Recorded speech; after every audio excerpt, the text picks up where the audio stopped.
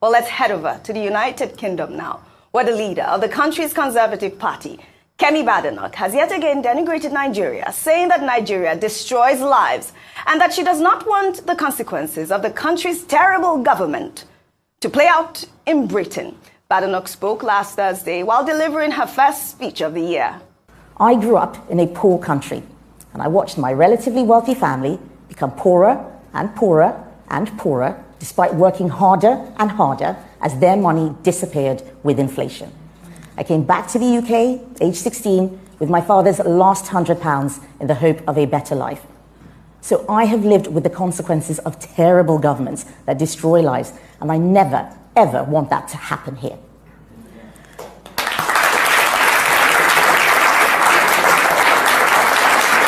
All right, of course, this will gather reactions.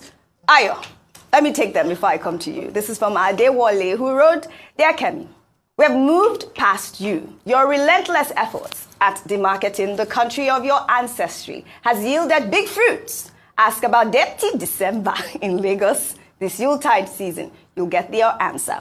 Well, another Twitter user, Biomed, wrote, "Is she saying the truth? Yes, she is. But is she meddling in Nigerian affairs? Yes. She needs to focus more on the problems of the British people. She can't keep poking Nigeria unprovoked.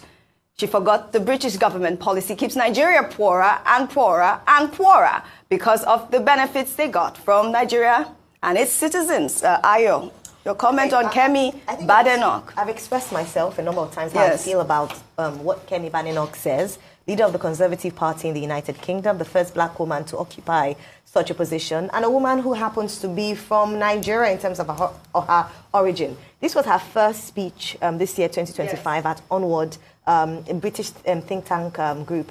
And she was using her personal experience to buttress a point as always. About how, about how it was important to not allow a government to destroy lives or make people poorer. As the first tweet or the second tweet said, was she telling the truth? To some extent. You know, the challenge about conversations or speeches like this is that there's an element of truth, even though it's also hyperbolic. There's an exaggeration there as well. She said she left Nigeria with, and her dad with the last £100. I mean, that has to be, there's a big question mark there. That was what got me, really. Question mark there. I think one thing that Kemi must understand is that you can actually deliver your speeches, talk about the progress you want to make without denigrating your country. A lot of, Rishi Sunak never had to do that with India. And we know that India and Nigeria have similar challenges, even though they seem to be working out there as a bit better. Why it appeals to sensibilities of some Nigerians is because it speaks to their realities even till today. The truth is that today, some policies have impoverished some Nigerians, and so they're feeling, they can connect with what she's saying. However, in terms of diplomacy, it doesn't even look good for the United Kingdom. We have enjoyed a cordial relationship with the nation for so many years. And so to begin to speak, even though it's from personal experience, is quite sad. But unfortunately, or fortunately, she's entitled to her opinion. But I think that it's time we stop giving her, this attention, because it looks like she's feeding from it, she loves it, and it's giving her that leverage. You heard the applause after she said that. It is cheap publicity. It's an easy way for her to appeal to the British public, at least those who already think this way about Nigeria. Well, she's absolutely using that her platform in the way that she feels, some people have applauded her, saying that she needs to speak for Nigeria. I mean, we're talking about Nigeria getting poorer with, some low-income earners, the policies and all of that, inflation, and the interest rates getting higher. A quick comment, but because I wanted to tie these two together. Auntie Jemima Badenoch. I think she has said enough about Nigeria. Her ambition is to become Prime Minister of Great Britain. She's already, leader of the Conservative Party. She says she's looking for reform. So that Britain doesn't become Nigeria. Fine, we have heard. But if she's talking about reform, let her start with the party that she leads. That's the more urgent assignment that is before her. Because the Conservative Party, in the last poll conducted by YouGov, is slipping behind Reform UK. Reform UK, Nigel Farage, Reform UK, has already overtaken the Conservatives. Nigel Farage has gained about 15% since the last election. The Conservative Party has gone down by about 10%. So she should be more interested in positioning our party Because that is the primary assignment that she has been given. Well said. Whether she left Nigeria with 100 pounds or not, who cares? Yeah. Some people left Nigeria to relocate to Britain with a small bag of gari and a bottle of granite bought by the roadside, so that at least when they get to London, they will have something to eat. She's even lucky. She has 100 pounds, and from 100 pounds now she's eating steak every lunch hour. She's spending about 25 pounds having steak. Well said, Dr. Abati. Good for her. Good for her. Kemi Badenoch is sounding like a broken record because I don't understand. Must she call Nigeria in every discussion she's having? This is my point. I'm not saying that Kemi Badenoch does not have the right to share her experiences. But for Christ's sake, you can share your experiences without ambiguity. You can share your experiences without over-exaggerating. How can you say your parents, you were living in Victoria Island, according to what they said, your parents had a hospital or something like that, and they were doing so well? How come you said your parents were so poor? At that time, who was the president of Nigeria? So you mean that the UK don't have any problem? And I'm so happy that those people who read those tweets came at you really hard. Kemi, you can say that. Just now I saw a video of somebody who had to buy a shoe and said they are returning the shoe or whatever it is they say they stole from Kemi. The person practically delivered it in Kemi's house. I will look for that video and bring it here to you. Kemi Badenoch, you lie a lot, and it's so painful. The other day, Rufai said you lie a lot, and people thought it's because Rufai wanted to come at you. No. You are beginning to sound like a broken record. You are making it look like this becoming prime minister is a do-or-die affair. So you need to use Nigeria to score a cheap point. And it's so painful because Nigeria is this country that people fear. Even the British people, they know that they don't joke with Nigeria. And I'm glad that somebody mentioned that the British people had kept Nigeria poor because they colonized us. And you don't know the kind of, you don't know the kind of treaty, you don't know the kind of things that were signed, in the past, before you were born. Because you had the opportunity to live to be born in the UK and later came to Nigeria and went back to that place, doesn't make you constantly demarketing Nigeria. We are not saying you should project Nigeria, but please, for Christ's sake, concentrate on the reason why you have been elected to be leader of the Conservative Party. Do you understand? Concentrate on it.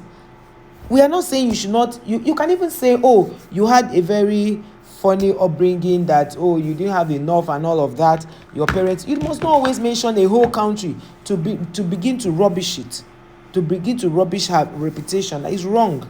You can't say that from when you were born, you never had any president that had sense. You can't say that. I'm not even going to be political here. I don't even care. But Kemi, you keep calling Nigeria. If you even said the politicians, it makes sense. Somebody will understand that, okay, the politicians are not doing well. But like Ayo said, we have had a very, very cordial relationship with the British people. And the British people have had a good relationship with us. All of a sudden, you want to become, because they've had other prime ministers who are non-British.